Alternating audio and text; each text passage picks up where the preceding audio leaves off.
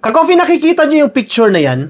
Actually, screenshot po yan sa isang Zoom meeting, Zoom press conference si Sara Duterte, kung saan sinabi niya may kinausap na po siyang assassin na tutumba kay PBBM, Chuchugi, kay PBBM, kay First Lady at kay Martin Romualdez sa oras na po siya matsugi. Vice President natin yan, ha?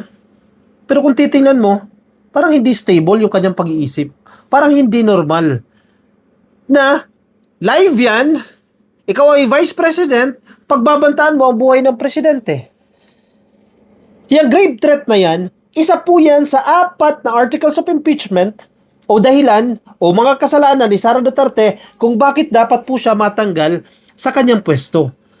Hindi po political persecution ang nagaganap sa kasalukuyan. Hindi po ito propaganda lang na ginagawa ng administrasyon para sirain si Sara Duterte. Ito po ay paglilitis, ito po ay pag-abot sa accountability at pagpapanagot kay Sara Duterte dahil sa mga kasalanan niya na siya mismo ang may gawa. Yung picture na yan sa taas, yung screenshot na yan, hindi naman inutos sa kanya ng Marcos administration na gawin niya yan eh. Siya mismo ang gumawa niyan, wala nag-uutos sa kanya. Siya mismo ang nagkusa niyan. Pero syempre, lumagpas siya sa kanyang threshold, sa kanyang level, hindi naging normal kung ano-anong pinagsasabi. Kaya, ma-impeach siya. Kaya, lilitisin siya. Isa lang po yan yung grave threat na yan, pagbabanta sa buhay ng presidente sa 4 na articles of impeachment.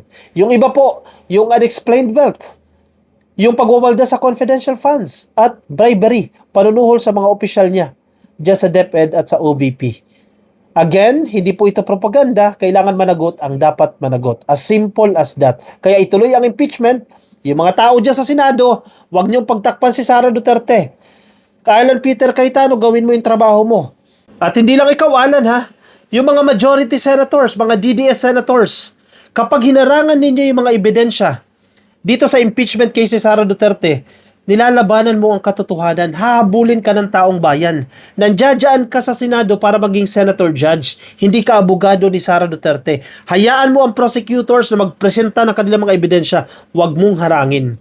Nagbabantay ang taong bayan sa'yo.